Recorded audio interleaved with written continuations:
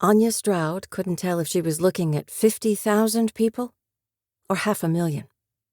She stood on the armadillo's open ramp with her jacket wrapped tightly around her, hands thrust in pockets, watching a slow-flowing river of refugees streaming past, many clinging to junkers that didn't look capable of carrying so many people. The icy sleet had now turned to snow. It was the worst possible time to evacuate. And it was the first time in 15 years that Anya had absolutely nothing to do for the time being, except worry about Marcus, about whatever the hell Dom had meant about Maria, about the next 26 hours, about whatever tomorrow meant now. Their Raven had landed safely, she knew that much. She didn't dare hog overloaded comms channels for personal chit-chat. Behind her, in the rear of the APC, Lieutenant Matheson was manning comms, keeping a tally of gears and tasking them as they reported in. He was diverting some to security duty, others to rest periods. It was a well-rehearsed plan. How many civilians did we lose? How many gears? How long is it going to take to check everyone on the list? Anya, you should get some sleep. Matheson turned in his seat. He'd lost both legs in combat and hadn't taken enforced desk duties well. You're back on watch in 7 hours.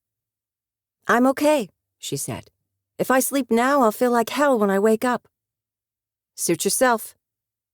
Matheson turned back to the comms console again. Anya went on scanning the scene around her. To her right, she could see the abandoned city of Port Farrell through the line of parked trucks and Centaur tanks. The nearest buildings were backlit by APC lights as gears moved in to secure the area before the EM teams and sappers moved in. Nobody was under any illusion that the locust threat was entirely over. There'd be pockets of stragglers, and they'd be just as dangerous. When she turned to face the rear of the Armadillo, the upper works of CNV Sovereign were visible, picked out by navigation lights, as the warship sat alongside in Marinot Naval Base. We all know the drill. We've had evacuation plans in place for years, but even so, how are we going to pull this off? How do we get an abandoned city habitable in days? No, not days, hours. The temperature was plummeting. Nobody had the luxury of time. Anya? Hoffman strode up to the APC, boots crunching on the frozen slush, and indicated somewhere back down the line of parked vehicles with his thumb. The CIC truck's operational now. Heating and coffee, people. Get down there. No point freezing your asses off. Stroud, you're rostered off. Get some sleep. I told her, sir, said Matheson. I'm fine, she said. Maintaining rest breaks is part of your duties, Stroud. Gotta keep you operational. That was Hoffmanese for, I worry about you. She found it rather endearing. Understood, sir. But I can't sleep now. Don't they need people to, well, at least hand out hot drinks or something? I said rest. What's the key thing in any planned emergency? Know your task and carry it out, sir. Right.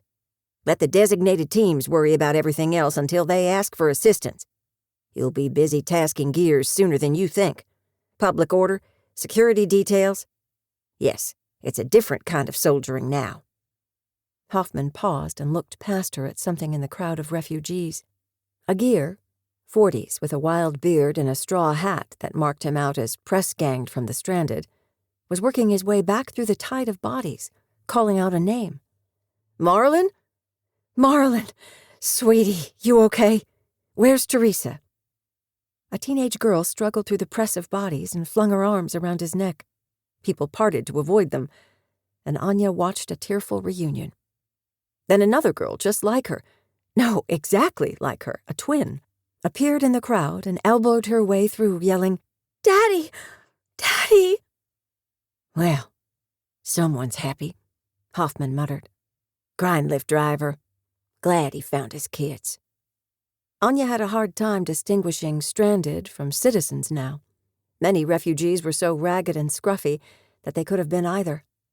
And while that gear had found his family, others were still searching the human chaos for faces they recognized. A man stood to one side of the stream of people, calling out, Anyone seen my son? Tyler Morley, 14, brown hair, skinny. Anyone? He repeated it over and over, like someone standing on a street corner selling newspapers. Anya knew there'd be many more desperate searches like that in the days to come. The satisfaction at evacuating most of Jacinto was now giving way to the guilt and dismay of realizing how many had been lost.